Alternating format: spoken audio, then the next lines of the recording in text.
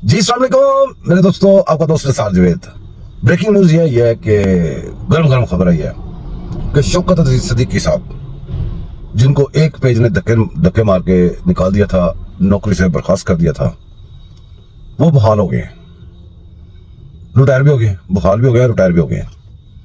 अब मसला ये है कि एक जज ने दूसरे जज को सहूलत दे दी, सहूलत मिल गई जज को, ठीक है, उसका हक भी बनता था कि उसको अब रिटायरमेंट शो होगी, पुराने पैसे मिल जाएंगे, नई मुराद मिल जाएंगी, रिटायरमेंट के जो पैसे होते हैं, पेंशन वगैरह लग जाएगी।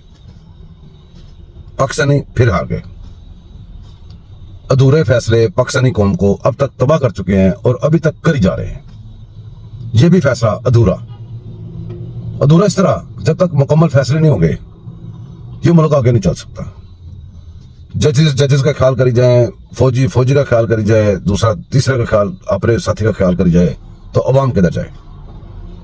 दोस्तों, मसला ये है कि अगर शौकत अजीज सिद्दीकी को गलत निकाला था, आपने ये माना है कि उसको गलत निकाला था, तो तभी आपने उसको बहाल किया ना, कि उसको गलत निकाला गया था।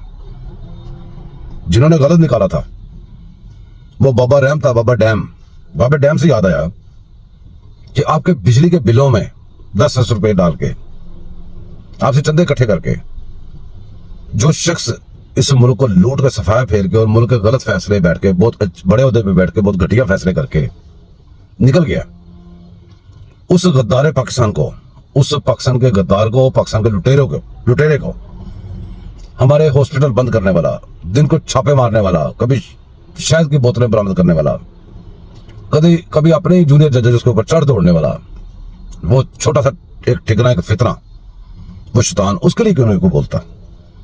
उसके फैसले क्यों नहीं अंडू हो रहे? शौकत अजीज सिद्दीकी को निकालने के बाद जो फैसले किए गए, उन फैसलों का क्या? शौकत अजीज ने जो फैसले करने थे अब तक, उस टाइम का क्या? शौकत अजीज सिद्दीकी के 6 साल, उनका क्या?